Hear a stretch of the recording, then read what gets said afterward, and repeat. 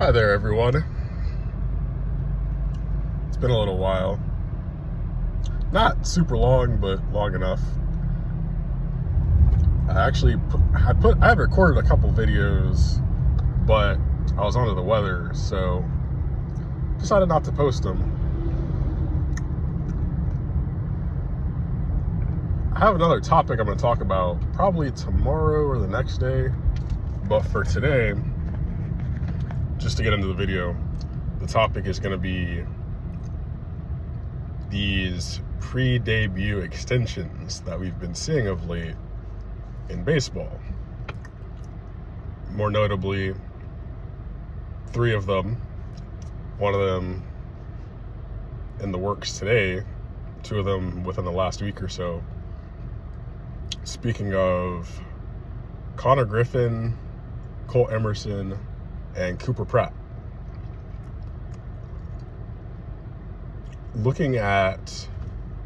Let's look at a couple guys. I'll list 3 guys that I think it's fair to say are one of, if not the star player on their team, and what it looks like when a team doesn't make a decision to sign their potential, at least, star player early on, and give, I guess, the risk and reward of doing this. So now, looking at my team, the Orioles, my main team at least, the obvious candidate here is Konnor Henderson, where he started his first of 3 arbitration years this year, making maybe like $7 or $8 million. I forget exactly what it is, but I'm pretty sure he still hasn't turned 25 yet, and he's maybe not performing the best so far, but it's been like a week of the season, and he is the team superstar. To have Pete Alonso come in as kind of a co-star or a support star, and then have a year of Taylor Ward, and then hope that Adley Rutschman gets back into form and this, that, and the other thing for the offense, that's all well and good. But Konnor Henderson's the guy, and as it is now, he's going to be gone by the time his contract's up, barring something crazy.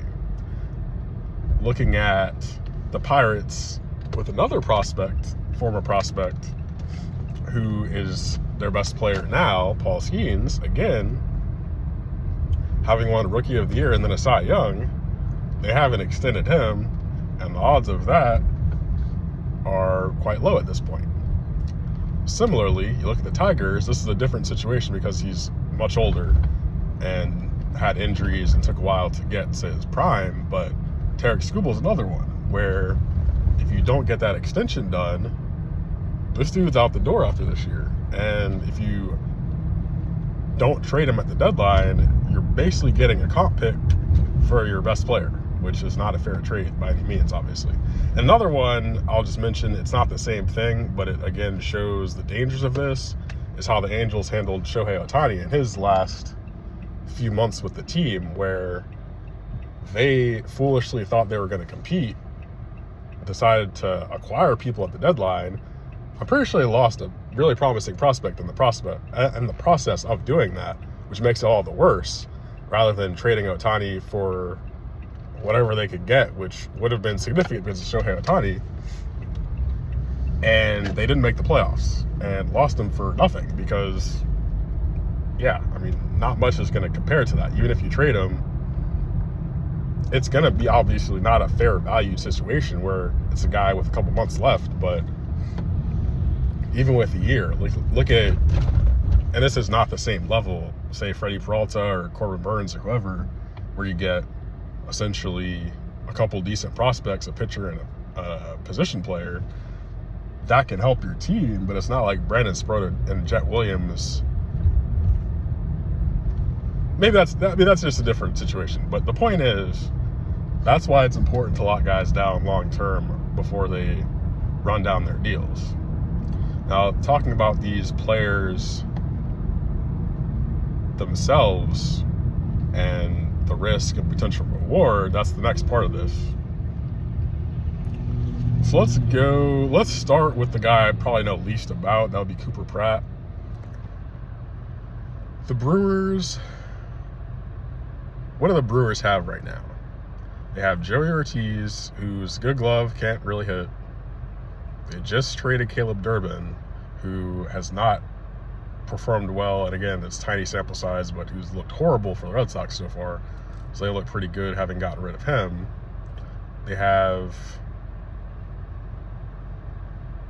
a couple guys who are right-handed bats that could play third. They have another guy who's in Double-A, a teenager. I mean, you know who I'm talking about if you've at all followed prospects for the Brewers, but he'll probably need at least like another year or so. And realistically, whether Pratt plays third, short, second, there's going to be room for him in that infield. Similarly with the other guy. And the point is, to get this guy, not that guy, I'm not talking about that guy.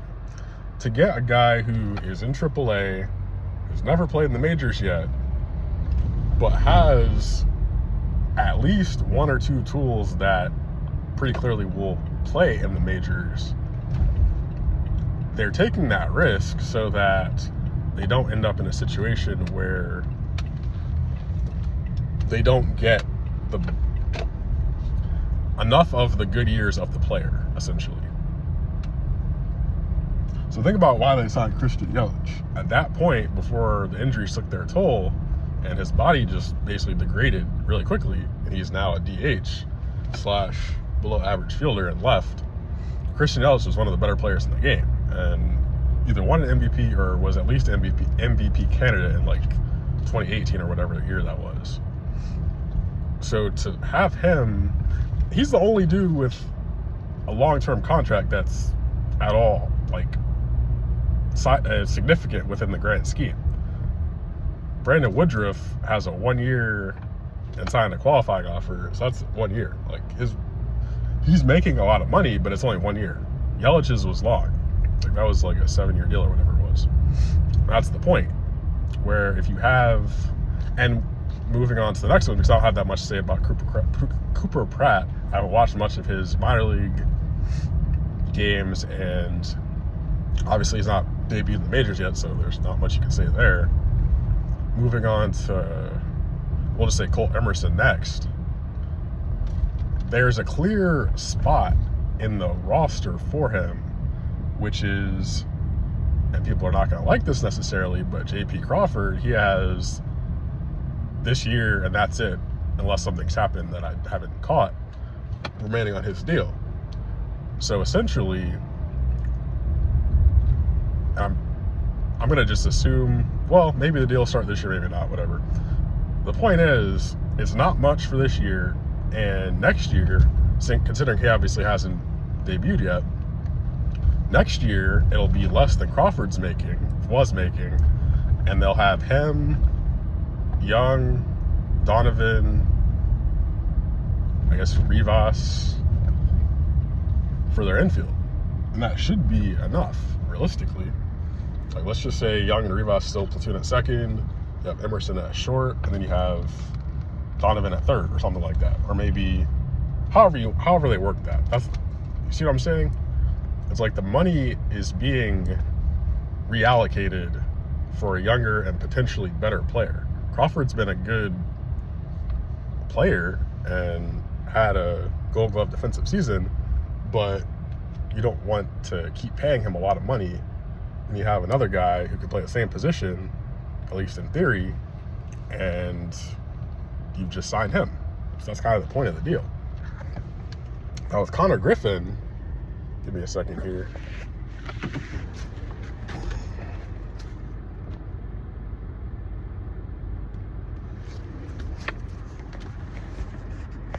Can't see anything. It's crazy.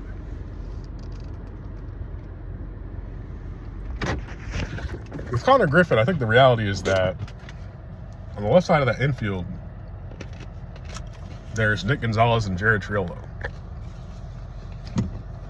let's say Nick Gonzalez plays all right at third. He's not a wizard like Brian Hayes, but he's not bad. His bat's not terrible like Triolo and Hayes are.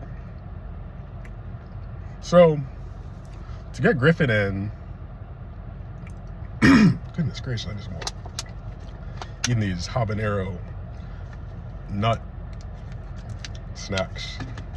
These things here. These things are really hot. Anyway, what I was trying to get to there was that Konnor Griffin will slot in. No, it's not going to be seamless. He's going to have his growing pains offensively, defensively. But the reality is he's a great athlete. He's really young. He's obviously crushed in the minors. And this is a team that doesn't have much locked up long term. So when you look at a team with, let's just say for the season now, it's Gonzalez at third, Griffin at short, Lau at second, Horwitz or Ahern at first, with the other, say, DHing or maybe out that day. Reynolds probably, well, I've said what I think about Mangum, that he should be playing just for the defense and contact skills. But even if it ends up being at times Ahern, Cruz, Reynolds, that's still a much better offense than they've had, especially last year. And at the end of the day, that's the point. You want to take advantage of the time you have Paul Skeens, which I talked about months ago, actually, which is pretty funny. And you have a guy like Brandon Lau for a year. You have Ahern for 2 years. Horwitz is still pretty young and controllable. He's only like 28. So you bring up your guy, you get him locked down, you prevent a situation like what's happening with Paul Skeens, where barring something pretty crazy, he's going to be gone. And if they're not contending, it's probably going to be via trade. There is obviously a decent amount of pitching depth, but to lose one of the best pitchers in the game, inevitably, largely due to ownership and not getting him tied down early, you avoid that with your other star prospect before he even comes through. Plus, they have Seth Hernandez. So within a couple of years, maybe he's that next ace. So we'll see. Anyway, if you made it this far, thanks for watching. Leave comments if you like, and I'll see you in the next one. Peace.